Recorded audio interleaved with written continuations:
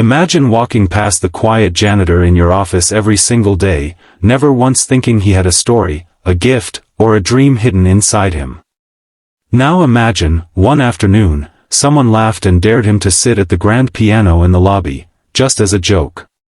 Nobody expected anything. But when his fingers touched the keys, the entire room fell silent. Even the CEO, a man who prided himself on never showing emotions, had tears running down his face. This is not just a story about music, it's about life, love, and the miracles hiding in people we overlook every single day. And before we begin, don't forget to like this video and subscribe to Gentle Words, because stories like this deserve to be shared with the world. It was a rainy Thursday morning when Daniel, the quiet janitor everyone barely noticed, pushed his mop across the gleaming marble floors of the towering corporate building, his old sneakers squeaking faintly with each careful step. To most of the staff, he was invisible, just another man in faded blue overalls carrying buckets and trash bags, blending into the background like part of the furniture. What they didn't see was the weight he carried, his heart heavy with memories of the wife he had lost too soon, the late nights spent working extra shifts just to keep food on the table, and the mornings he woke up before dawn to pack lunches for his little girl, Emily, before she left for school. Life had been unkind, yet Daniel never complained. He wore his quiet resilience like a second skin, his smile tired but genuine, his eyes reflecting stories no one had ever cared to ask about. Every evening, when his work was done, he would walk Emily home from her grandmother's house, holding her small hand in his calloused one, and together they would stop by the park where a worn-down public piano sat under a rusting gazebo. That piano, chipped and out of tune, was their secret world. Emily would beg, "Daddy, play Mommy's song," and Daniel would sit on the cracked bench, his large hands moving gently over the keys, coaxing melodies that seemed to carry pieces of his soul.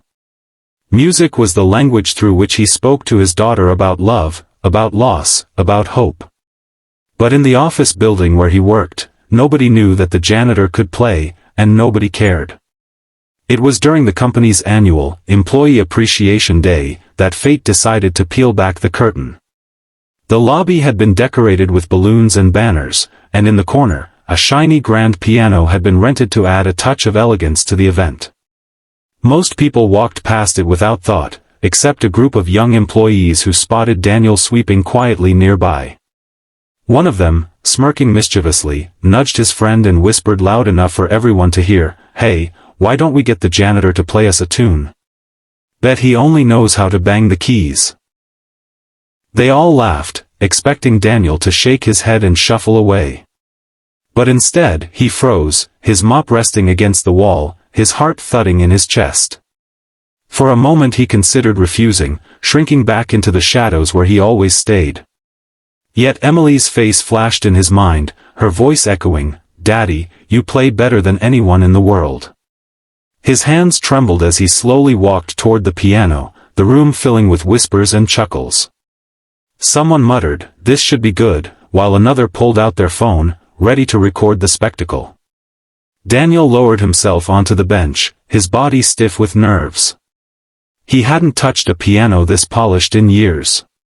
For a moment, he just stared at the ivory keys, their smooth surface reflecting the chandelier lights above. Silence stretched across the room, broken only by a few suppressed snickers.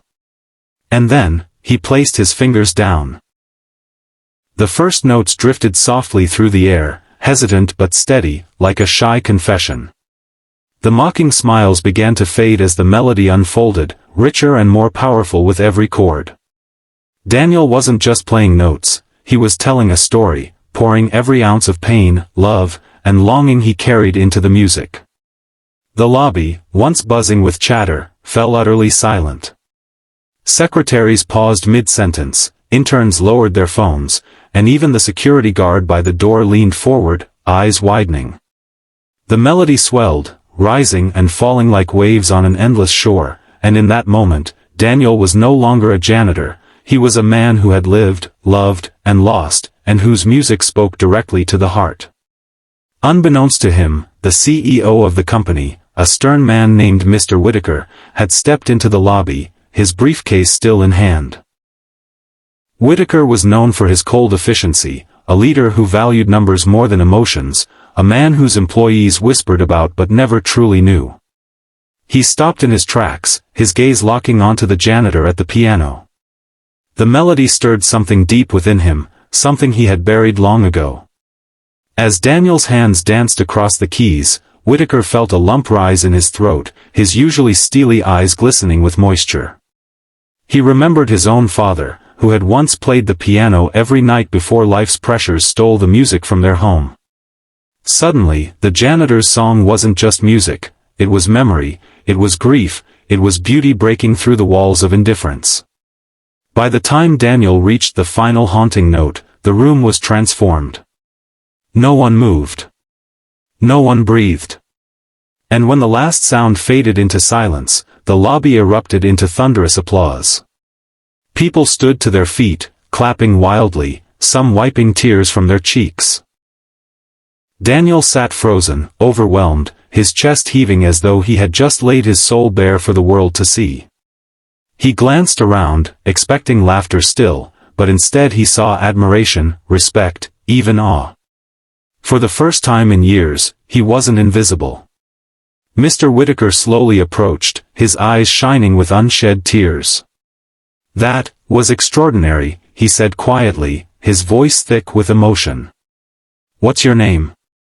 Daniel blinked in disbelief, his hands still hovering above the keys. "Daniel, sir," he whispered.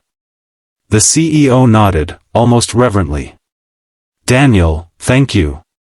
You reminded me of something I thought I had lost forever." The crowd began murmuring, phones buzzing as the video of the janitor's performance spread like wildfire across social media.